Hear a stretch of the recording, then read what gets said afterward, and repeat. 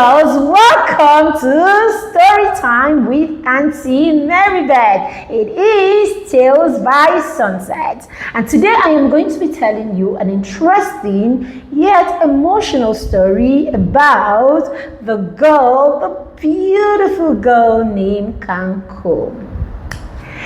In a small village in Gogori, Kakum lived with her family. She was such a pretty girl that everyone talked about how beautiful she was. Just like the other young girls in the village, every market day, Kakum would dress up really nice, put some beads around her waist, and wear some bright colored clothes. As she moves, her clothes will fly all around her, and everyone couldn't just stop talking about how beautiful Kakum was.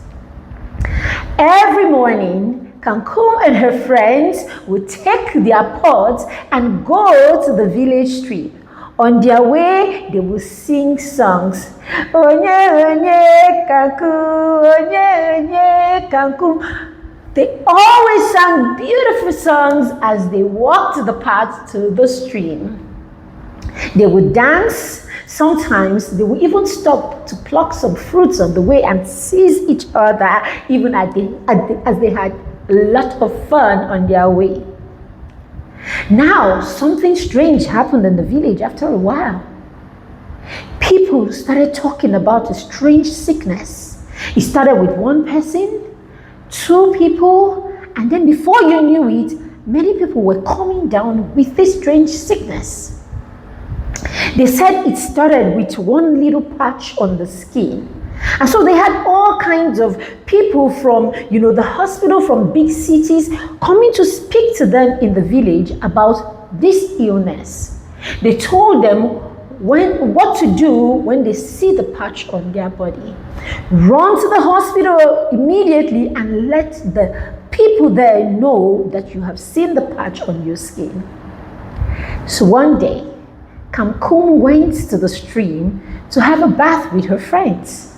And as they waded through the river and danced and sang, she noticed that something strange, pale, had appeared on her skin. She looked at it closely, put a finger on it, and she didn't even feel anything on that spot. She became a bit scared. Could it be the strange sickness?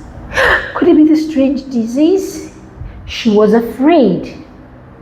But then again, another thought came. If anybody sees it, they would laugh at me. And so Kakum made the decision to tell no one about it. Every day she would wake up in the middle of the night and she would put her finger on the patch and see if it hurts. Every time she touched it, it didn't hurt. It kept on growing bigger and bigger. And guess what Kakum did? She stopped going out to the stream with the other girls to bath. Gradually, she started withdrawing from them. The girls would come to her house and call her in the morning. Kakum, can we go to the stream? And then she'll be like, I am busy, I can't go to the stream with you. One day her mom asked her, what's going on? How come you're not excited about your friends anymore? And Kakum said the same thing to her mom. Mom, I'm too busy for all that fun on the way to the stream. And that's how Kakum went on.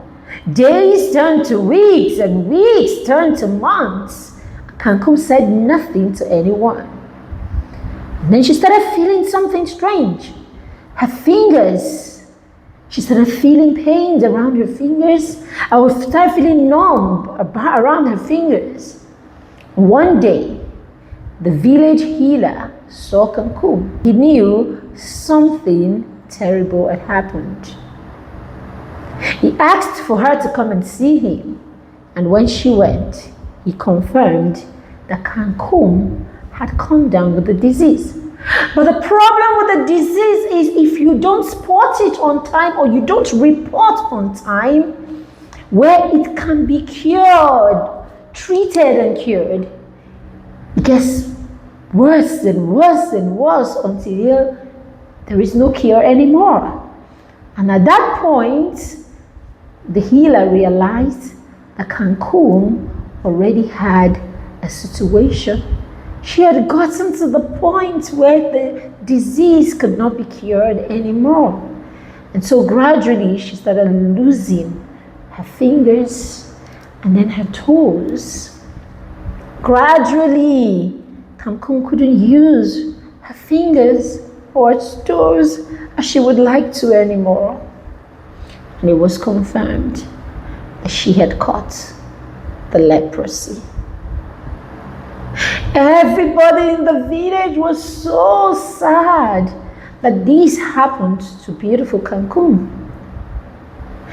But the elders and the parents in the village were charged to speak to their children and let them know, whenever you see anything that is strange on your skin or in your body or at any point, it's better to tell someone about it than to be quiet about it. If only Kakum had trusted somebody, her friend, her mom, or someone at least. This is where we come to the end of our story for today. I hope you learned a lesson. I'm sure you learned a lesson. Why don't you speak to your parents during your pillow talk or at bedtime about the lessons that you learned from this story? And I'll see you in the next one. Bye.